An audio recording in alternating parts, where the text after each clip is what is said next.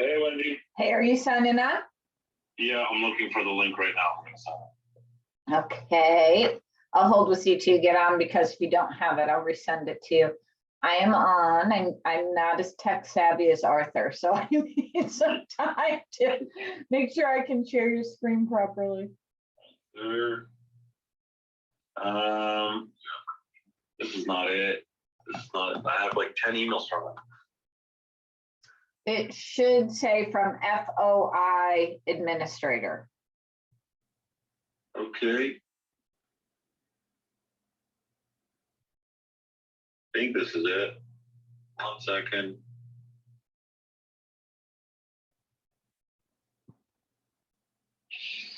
No, that's the invitation. Can you send it to me? I can try. I don't want to go off my computer with Zoom. I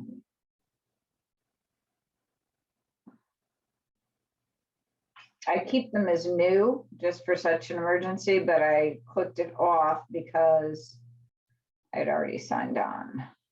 Let's see here.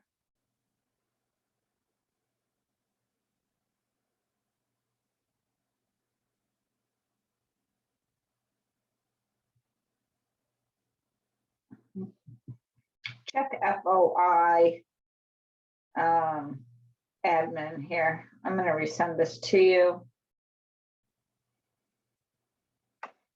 Oops.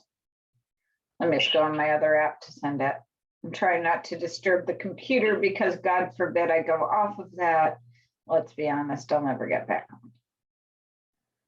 on.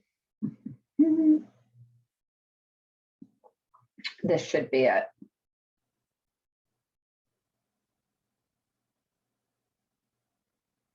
It was sent to you on January 31st at 3:57 from FOI admin.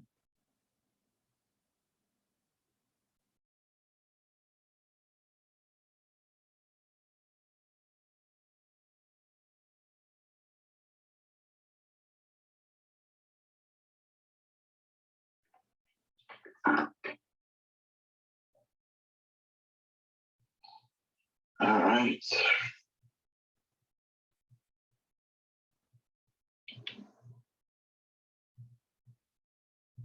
I think that's the right one, right? I Okay, I gotta be honest with you, Ezzedeen, I've done these tons of times for Arthur and everybody always has their links. Never had anybody not have their own link. Oh, my God. All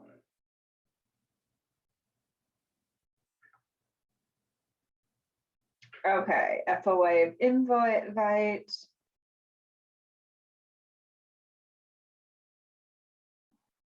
Because there's not, we're gonna have to cancel again. I gotta tell you, Arthur's gonna be like, yeah, you can't, we're not doing the shit. So, Yeah, okay, let me, I mean, didn't you keep it as new in case you needed it? yeah, I mean. Okay, there you go. I don't know if that's the ones to share or your Zoom in link. Are you on? I think so. I don't see you on. There you are. Yes. Yes. Yes. All right. All right. I'm going to hang up here and talk to you online. Just unmute yourself. Okay. Okay. Okay. Can you hear me? Yeah, excellent. All right. I'm going to screw this up. So bear with me. I always F up the share screen. We're in a practice session, so it doesn't matter. Who can you share with? All panelists who can start sharing when somebody else is sharing. All panelists. Okay. Now, I'm doing my little tech thing in just a minute. I'm going to ask you to, okay, that's the way that's supposed to look. He had to teach me how to do this because of the hosting thing versus jumping on for a chat is such a strange thing. Okay, now this is going to be recorded and then it's going to go on YouTube. Okay, excellent. Okay, so you guys can share it. He said we have a lot of participants. All right, let's try the screen sharing. I can't help you. I'm an old girl. I don't know how to do this. I'd love to be able to help, but I can't.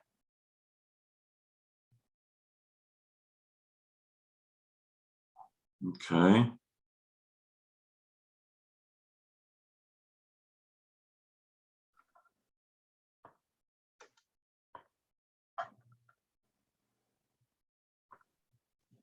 I think we got it, Wendy. All right, now I can see all your little, there we go. Awesome. Okay. Yes. Okay, All right. perfect. All right, let's take it off for now. Okay, so I'm going to tell you real quick how we're going to do it. Then you get like 5 minutes so you can mess around and feel comfortable. We usually let people in right at 11:15. We can't see them and we can't hear them. Okay. I'm going to introduce you and start letting you do your presentation. If they post a question in chat or under the chat that's on the bottom, then my little picture pops back up and then I say, oh, we have a question from our audience. We do that because of the YouTube recording. Instead of having you just try to present and look and everything else. Arthur's giving us data because like I said, usually it's a very expensive endeavor. So he's giving us data till 12:15. But if there's either not a lot of participants, although he said there would be quite a few, or if there's no questions, then we just end 11:45 to 12. Even if there's not one participant, and I've had that happen twice, we keep going as if there are, and I'll ask questions because it's going on YouTube. Fair enough? All right, I'll see you in 7 minutes. Thank you, Wendy.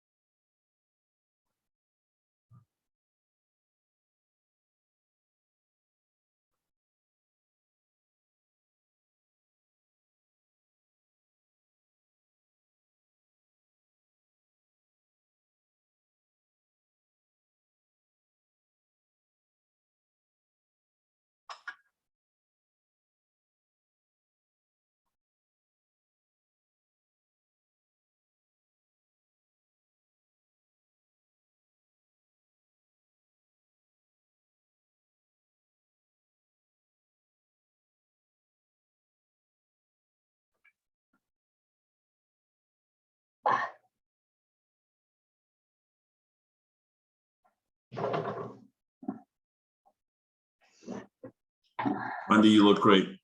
I'm fixing a little flyaways because that stupid light behind me makes it terrible, but I don't really care. No, you look great. I love the guitars in the back. Is that My who husband, play? Oh, wow. Very cool. he's a Stevie Ray Vaughan autographed one, and that's the mandolin. And so a lot of the Mhm. pictures were painted by his aunt and all kinds of fun stuff. That's my office. Very cool. Messy, messy, messy little office that I'll have to deal with when I get back from Cayman. They canceled my flight going down. So instead of a nice 4-hour flight from JFK, I now have to go from LaGuardia, Delta to Tampa and sit there for 5 hours, Oh my God. then get Cayman down, which is okay, but it's now a 14-hour travel day instead of 4. So all kinds of crazy. Everybody's usually really nice on this. Mhm. Arthur has about 800, almost 900 investors, and he runs them 2-3 times a week. So you usually get anywhere from 20 to 40 people, depending on the subject. Okay. It's very nice, and you'll be recorded forever on YouTube, and you guys can share that link all the time, and all the fun stuff. Yeah, it's gonna be good. Yeah, good. I'm not great on the tech, but I've done this for him like about 15 times. So I'm sort of used to it. Mhm. Oh, he wants me to write my little welcome. Good morning. Thank you.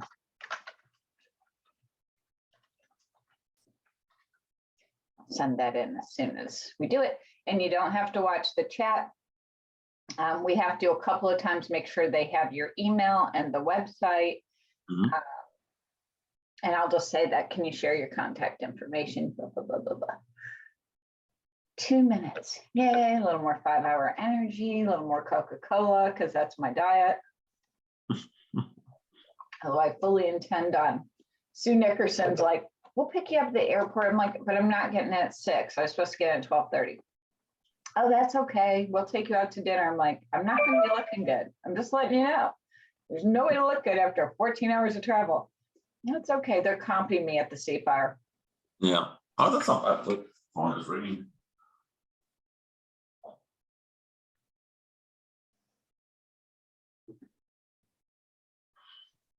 All right. Okay, we're under a minute. I hit start webinar and then they start populating and I run my mouth and say silly things while they all come into the room to kill time. Once you start presenting, I mute my mic, I mute my video, and put it back on. It's because somebody has a question. Okay. All right, are we ready? Ready to rock and roll. All right. And definitely hook up with Keith and Gio. I mean, they know everybody. Okay. Feel like we should have the Jeopardy music going. Or some elevator music or something like that. Here we go. Good morning, everybody. As everybody populates the room, I'd like to go over a few housekeeping items. If you have a question during the presentation, please don't hesitate to put it into chat. You're welcome to ask questions in the bottom chat or the side chat. Today with me, I have the pleasure of having Ezzedeen with me. He's from Latitudes, and today's subject, as pointed out in the bulletin that went out, is how to obtain second passports, second residencies, second visas, move to a better taxing jurisdiction, and all that good stuff that's a little over my head, which is why we have Ezzedeen here to explain it. Ezzedeen, would you like to introduce yourself? Yes, thank you so much, Wendy, and thank you for the opportunity from the team at FOI, and thank you everyone for joining us. My name is Ezzedeen Soleiman, and I am managing partner at Latitude in Los Angeles, and beautiful sunny Los Angeles. So for those of you on the East Coast, I'm sorry about it. Don't be mean.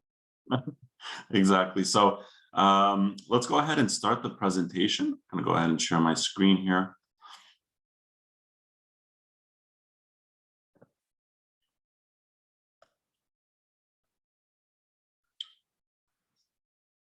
So on the menu du jour, I am born and raised in Montreal, so I have to throw in some French there, or the agenda. We will start with, discussing the firm. So we're going to talk about Latitude and what we do in the US and across the world. We'll discuss a bit about the industry, the investment migration industry, compare the programs between citizenship and residency. And then citizenship planning. We'll discuss, how your advisors, how families reach out to us, and how we work with different individuals and on getting them a second passport or a second residency. So on the menu du jour, we'll start with the firm. So about Latitude. Latitude is a residency and citizenship by investment advisory firm. So we help private clients from all around the world gain a second passport or residency. So we offer a turnkey solution, meaning, whether it's a program in Europe or a program in Asia, we will take care of it from A to Z. We've helped over 1,500 successful clients throughout our years. Collectively, we have over 100 years of experience. So for some of you, citizenship and residency by investment might be a new topic, but it's been around for a very, very long time. And we have, close to 10 years of operating experience. Now, an interesting fact about Latitude is that we also help governments. So we have a private client side, but we also have a government advisory side where we are mandated to build and design and implement these programs, whether it's in Europe, Asia, or the Caribbean. So we've worked with numerous governments around the world, and we'll discuss a bit about that on the next few slides. So our global presence, I think that's one of the highlights of working with Latitude, is that we have, over 15 offices around the world: Canada, the US, recently Los Angeles, Cayman, Latin America, and all across Europe and Asia. So whether you're in the US planning on going abroad, or you need any contacts abroad, Latitude has you covered. So our government advisory success, as I mentioned before, we've been mandated on numerous occasions to help governments from Canada, the UK, Malta, and many countries across the Caribbean. We're currently in talks with governments as well as as the investment migration grows and new governments come into play in the industry. Now let's talk about the industry, the investment migration industry. And as I mentioned, for some of you this might be new, but it is definitely, it has a long history across the world, and it's growing in popularity in the US. So the investment migration industry's facts: 30% of North Americans, or 30% of ultra high net worth Americans, hold a second passport or plan on obtaining one. 22% of North American or ultra high net worth Americans hold a second citizenship, and 17% of high net worth Americans plan on immigrating permanently. Now, those figures might be, for some of you, it might be shocking. For some of you, it might be small, but recently we've seen a 300% increase in demand from Americans, which is why Latitude has decided to open their office in Los Angeles. And, we are the first and only global investment migration firm to have a presence in the US. So we're seeing the US market as probably one of the most important ones. Americans have recently surpassed Chinese investors in many programs around the world, including Portugal, the Golden Visa, New Zealand, and a couple of other programs across Europe. So this is a growing trend. We've seen this for at least the past 2 years, and already this year we're planning on breaking those numbers. So there are over 100 countries with some sort of investment migration program regime.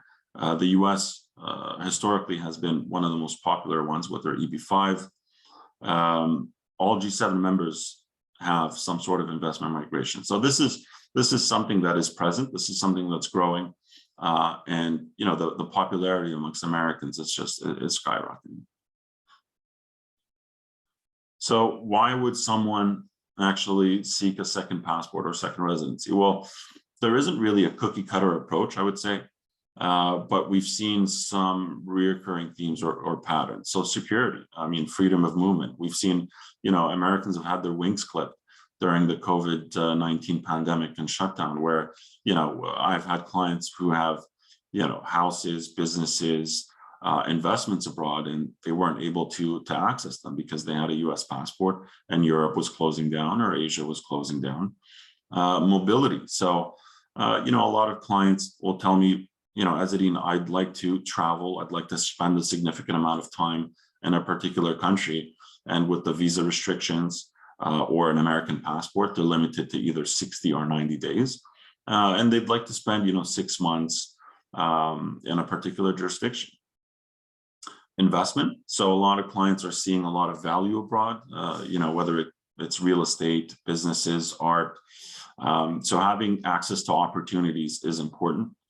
Lifestyle and health. A lot of my clients are telling me, they'd like to spend, 40% of their time abroad. They'd like to spend, 2 months in Italy, another 4 months in the Caribbean, and so on and so forth. So with a US passport, you have the access, or you have the right to travel to those countries, but staying for an extended period, that isn't possible only with a US passport. Education and employment. So some of these programs or some of these passports give you the right to work in the EU, the right to, send your kids to school in France, buy a home in Italy, own and operate a business in Germany. So we'll explore those options as we go along in the slide.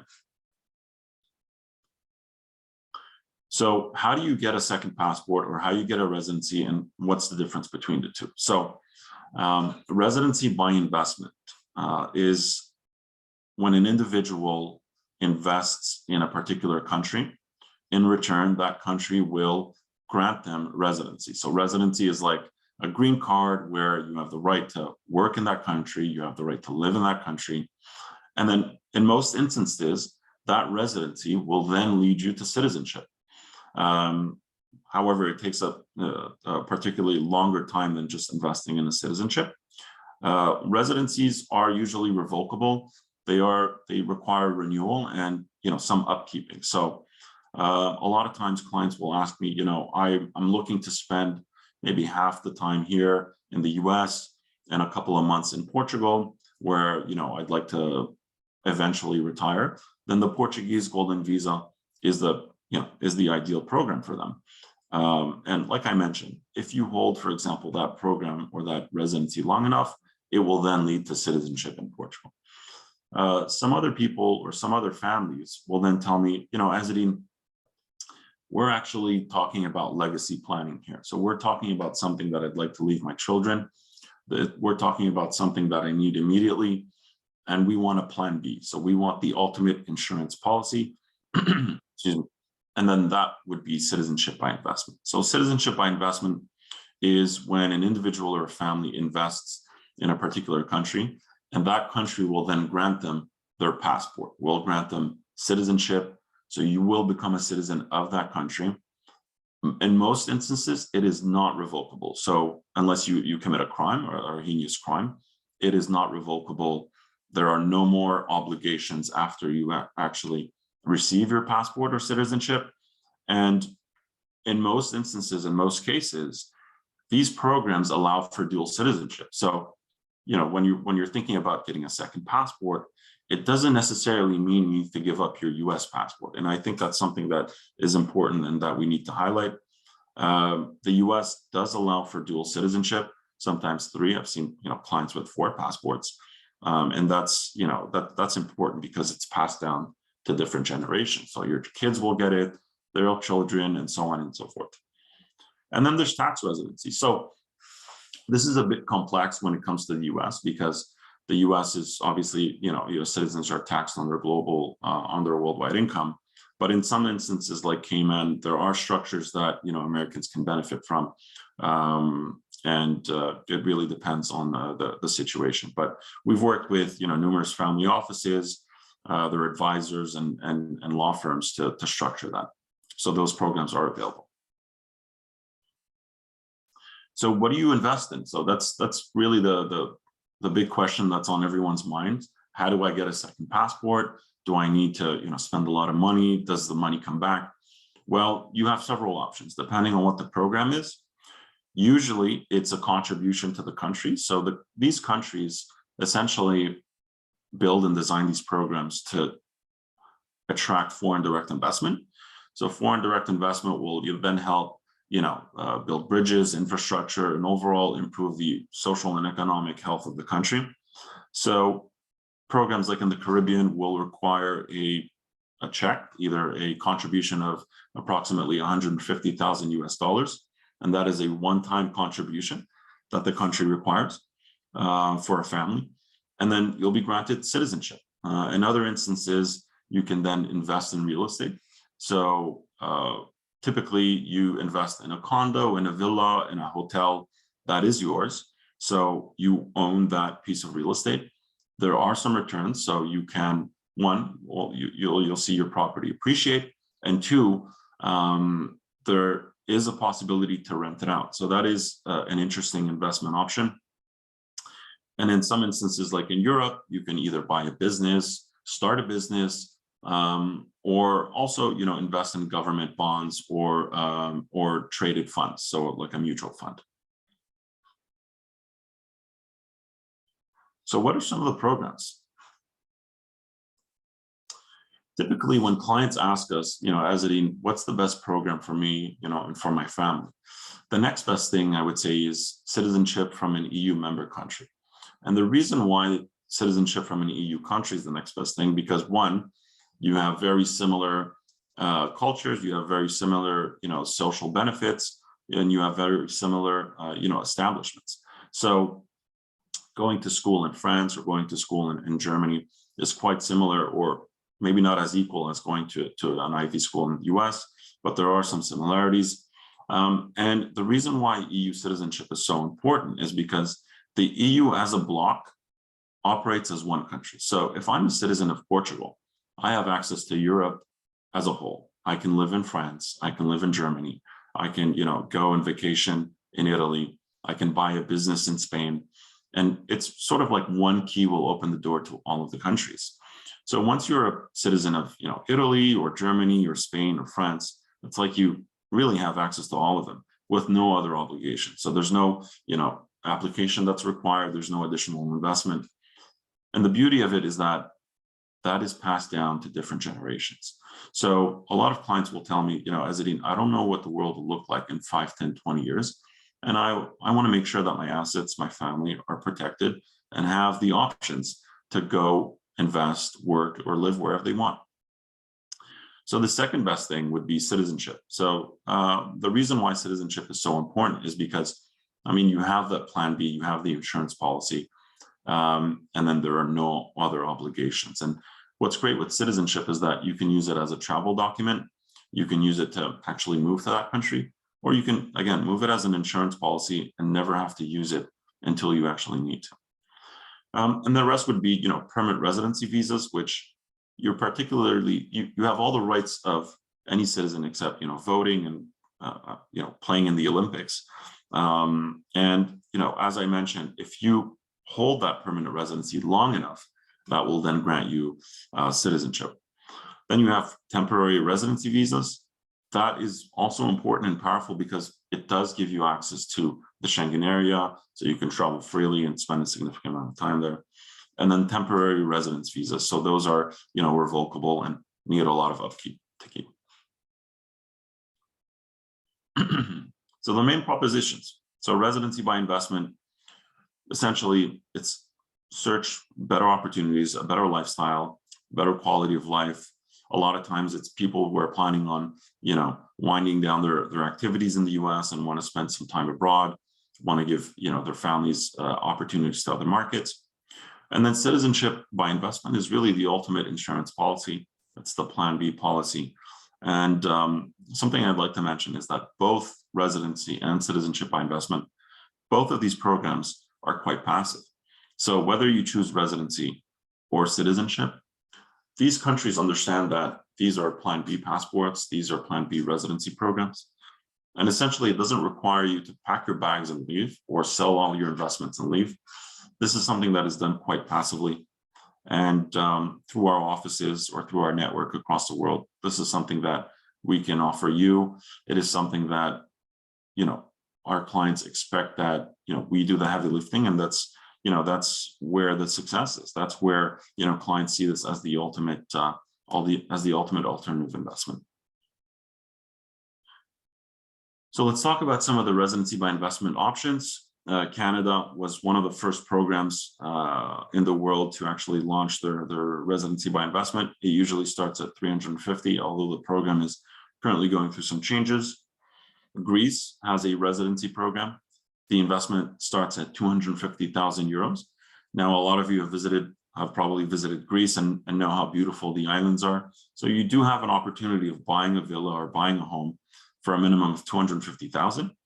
And that would then grant you residency in Greece. So the beauty of this program is that it's for 7 years, meaning that after 7 years, you can go ahead, either continue living in Greece, extend the program, change whatever investment migration programs they have, or decide to sell your investment, pack your bags and leave.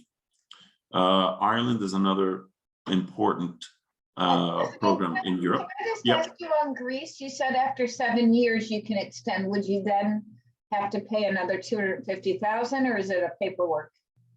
No, it's just the paperwork. Yeah. So after 7 years, there's no additional investment. You can either decide to keep your home or sell it and leave, right? Which is quite interesting. And then, you know, the benefit or the great advantage with Greece is that if you do decide to live there permanently, so if you're in your retirement age and you decide, you know what, I really want to stay in Greece and stay in Europe, there are ways you can change the program so that, you know, down the line you do become a citizen of Greece, which is quite interesting. Does that So the also 250 is take you to citizenship, EU citizenship? EU citizenship, but Greece requires a lot more presence. So we'll talk about, you know, the different programs that require less presence, but down the line, there are programs that will grant you citizenship in Greece. Yes. Okay, thank you. Yeah. So Ireland is another program. Ireland is quite interesting. It starts at 400,000 euros. It is a residency. However, at the 400,000 euro level, it does not grant you citizenship. Malta is another interesting program. Malta has a residence program and a citizenship program, which, you know, is probably the gold standard in the industry. And then Portugal. I am confident in saying that Portugal is probably the most important program or popular program amongst Americans. As I said before, Americans have overtaken the Chinese in this program for the first time ever. So we're seeing, you know, astronomical numbers of Americans getting a second residency in Portugal. And the minimum investment is 280,000. That is usually in, you know, real estate, either a hotel development like a Holiday Inn or a Marriott, or their own little property that then they can, you know, renovate. And Portugal has different options, you know, besides the real estate option. The United Kingdom, that is also very popular amongst Americans, and it starts at 250,000 British pounds. Now, what are the citizenship options? So these citizenship options mean that you actually invest or you contribute to the government, and then you will be granted citizenship, so the passport. Antigua and Barbuda, that is probably you know, very popular amongst Americans and celebrities. You know, this is public information, so Oprah, I believe Beyonce and many other, you know, celebrities have homes there in Antigua, so that is very popular. Dominica is 100,000. Grenada is another 150,000 in St. Kitts. So a lot of these programs are very similar. All of them are in, you know, the Caribbean, and usually it takes between 3 to 5 or 3 to 6 months to get a second passport. And you know, most of these programs don't require any presence. Montenegro is another program in Europe, which is quite popular, and Montenegro has, you know, some beautiful real estate developments that start at 350,000. So that is quite interesting. And then Malta, like I said, Malta is the golden standard when it comes to the industry, meaning you get a second passport from Malta, which usually takes 16 months for a contribution of 750,000. And then you have access to all of Europe. So Malta is a little island off the coast of Italy, and it is part of the European Union. So, you know, a lot of clients, when they go for this type of program, they plan on having, you know, investments in Malta, but spending a significant amount of time abroad as well, in Italy, you know, in France, and really that's the golden ticket when it comes to second passports. So what are the restrictions for Americans and for, you know, foreigners? So 50% of the world's countries allow dual citizenship. So including the US, you can have several passports that, you know, either by investment or by descent. And most countries, you know, do allow clients or do allow their citizens to invest in these types of programs. So let's talk about citizenship planning.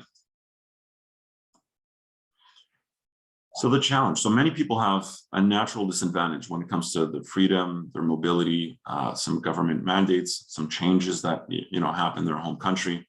And then people are actually thinking about how the world will look like in 5, 10, 20 years. So again, a lot of these programs, like I mentioned, are passive. You don't need to pick up your bags and leave. This is really an insurance policy. And that's what we're seeing with families across the US. They're saying, you know, what opportunities are abroad? How am I limited, you know, with just a US passport? And their lifestyle and their tastes are changing, right? So we're seeing people that want to, you know, expand abroad, want to spend a significant amount of time, you know, in different countries. And the second passport really allows them to do that. So with the second passport, you could choose where you want to live. You can travel around the world freely. You can spend a significant amount of time. You can protect what's really important. So a lot of these countries do offer a significant amount of asset protection, and working with, you know, families, their advisors, lawyers, and different firms, we can structure a way to protect those assets, to shelter it, and to give you really the best protection. And then finally, you know, we have clients that are talking about opportunities in business, but also protecting, you know, their families, protecting their homes in times of crises. So whether it's a pandemic, a war, political instability, or even, you know, climate change, we have clients that are asking us, what is the best, you know, what is the best country that would, you know, that would survive a global crisis because of climate change. So those are some of the conversations that we're having. And like I said before, it really isn't a cookie cutter approach. Each family has their own needs, and each family has their own ways of thinking and protecting their family. So because of the growing trend, as I mentioned before, we've seen a 300% increase in Americans seeking second passport. It's really become part of the overall global financial planning or a healthy financial planning model. So we work with lawyers, real estate brokers, banks, you know, tax and estate planning, you know, consultants on what is the best citizenship and residency planning program. So how does it work? What are usually the steps? So the first step is we really need to do a background check on the family and on the individuals. Second is that we assess the client's needs. We have clients that come and tell us, you know, we want a passport from this jurisdiction, but with, you know, our research, we understand that maybe it isn't the right program for them. Second, we identify what the best investment is for them. And at that stage, there usually is a visit. However, now with all the travel restrictions, some people aren't really comfortable traveling. Most of this could be done remotely. And then finally, we have a welcome package. We gather the documents, and then we start building, designing, and implementing the program for our clients. So most programs are turnkey. Most programs could be done remotely. And again, this is something that we do across, or that we have the chance of doing across, you know, our 15 offices globally. So that is it for the presentation. I don't want to take too long. I want to leave some time for the questions. So here we have our North American team. We have Eric Major, who is our CEO. He is based in the UK, where our head office is. Myself, Ezzedeen Soleiman, and John Green, who is based in Canada. Our website is below at latitudeworld.com for any questions. All right. So I will send it off to Wendy. you very much. So I have a couple of questions. And everybody in the audience, although we cannot see or hear you, you can post in chat and you can post in Q&A, and we'll be more than happy to take your questions for Ezzedeen. So if I want a second passport, what passports are accepted by the most countries? That's what I want to know. Yeah. So, Americans have probably one of the most powerful passport in the world. I believe it's 8th. But there are a handful of other countries that give you access to more countries. So I believe Malta is extremely powerful, or any passport from the European Union, just because in terms of visa-free travel, it's there. But having, the right to live in those countries, that's where, they overtake the US in terms of power. So Austria is is really up there. Malta, France, and Japan, I would say, would be the most powerful country passports in the world. But it's not about power, Wendy. I think it's about, lifestyle, right? Families have an appetite for, Europe, for Asia. And I think we have a question here. Does the US offer the same program? They're asking, does the US offer the same programs, residency and citizenship for Europeans? Would I be taxed globally? So these programs, so the US is one of the only countries that taxes you on your citizenship. Whereas if you get residency, you're not taxed if you actually don't conduct any business there. So for example, if you get a residency in Portugal and you don't make any money in Portugal, then you won't be subject to their tax. So, and a lot of these countries as well, once you get citizenship, there are treaties with the US so that there isn't any double taxation. Very good. If anybody else has, please post. So if I took a citizenship, I noticed some of the islands were more in my price range for citizenship. Can you get around the world pretty easy with one of those passports? Let's just say I didn't want to carry an American passport where I was going. It would be safer for me or better for me in certain circumstances to have a passport from another country. Are the Caribbean nations pretty well accepted for travel to the Middle East, travel to Europe? Yeah, absolutely. I mean, passports from the Caribbean give you access to approximately 150 to 160 countries, including Europe. So Wendy, you got it spot on, where clients say, I don't want people to know I'm an American when I'm traveling to parts of Asia, parts of Latin America, or parts of Africa. And it's really, they want to be either citizens in disguise, or they just want to blend in where they don't, get any alarms or bells ringing. So 150 countries is a lot. You pretty much have, I want to say, 70 to 80% of the world. So that, they definitely are really strong passports.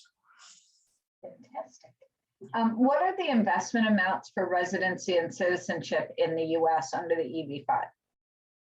So the EB-5 right now is going through some changes.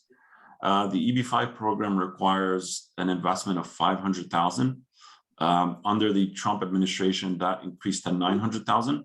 And the different parties right now are discussing whether or not they should reduce it. But I would say it's $900,000 for a period of 5 years. Fantastic. So and that's to come into US is what the questions were for. Most of the families I know now have 2 or 3 passports. I was talking to a family in Brazil and they're like, oh, we're really busy. We're getting our 3rd passport. And I'm like, where have I been? This seems to be quite popular and really increased after COVID. So many families got locked in their country and couldn't oversee their assets or were in small relative, but in apartments when they would rather be in a villa. And it was so hard to travel that first year that I think, a lot of families are saying, I don't want, if this comes back around or if there's a worse variant, I want to make sure I can move around regardless of what, my personal country says. Right. Exactly. I have friends in India who are saying, we can't leave. Right. Out. Right. I mean, it really is like I said, I mean, Americans felt like they got their wings clipped, right? They have investments, they have family, friends abroad that they can't see just because of their passport. And you know, getting a second residency or a second passport, you know, that just gives you a loophole, really, where, you know, you have the right to go to that country, you have the right to travel, and you have the right to enter any country that you want, depending on the passport. So there's that. And there's also the fact that, you know, clients are telling us, you know, I want to leave something to my kids. I want to make sure they're protected. I want to make sure, you know, that the world doesn't look, you know, too dark for them. And having access to different areas of the world is important. So it really is part of the legacy planning for some families. And just to point it out, you did nicely on the wheel, but you work with existing financial planners and lawyers and accountants for the family and blend Exactly. and take care of it. Yeah. So a lot of times it's, you know, we have the heads of the family that speak to us, but, you know, we're seeing more and more, you know, their advisors, their consultants, you know, reach out to us and tell us, you know, this is what we need to do for this particular family. So, you know, we strictly focus on citizenship and residency. We leave all the other stuff to the experts. We're going to end in a few minutes, so I would ask our participants if you have questions about the program, about any particular country, please type it into chat now. Ezzedeen, can you, because we took down the screen, can you let them know how to get hold of you and the website again? Yeah, absolutely. It's www.latitudeworld.com. Could you put it in the chat for us? Can I ask you to do that so Yeah. we can see it? Of course, yeah. Let's put it in the chat. And then my number is. This is going to go on YouTube. You might want to put your email, not your phone number. Oh. That's okay. Well, that's okay. Yeah. That's all right. Everybody be nice. But yeah, if you want to take your email up there, that would be great for everybody in case they have questions and they just kind of want to ask privately about different programs. I assume you have things you can email to people if they say, I'm really interested in Greece, and please let me know. Mm-hmm. Yeah. Great. Okay. Well, I can't thank you enough for joining us and explaining it. Like I said, it's just, it's come up in so many conversations lately. Never really talked much about it before COVID, but so many people got trapped. And if they'd had a different passport, they wouldn't have been. Mm-hmm. So I really appreciate it. And everybody, I'm sure Arthur will send out his email so you can get in touch, or you can get in touch with the information that Ezzedeen put down there for you. Any final thoughts? No, that's it. I mean, we're growing across the US. You know, just this year we opened our office, and I mean, the demand is growing. So we'll be, you know, we're on the West Coast now. We'll be in Central America and on the East Coast very soon. And thank you, Wendy. Thank you to Arthur and everyone at the team, everyone at FOI. And I'd just like to sign off with Arthur's great thing, which is thank you for sharing your most valuable asset with us, which is your time. We really appreciate it. Have a great day, everybody.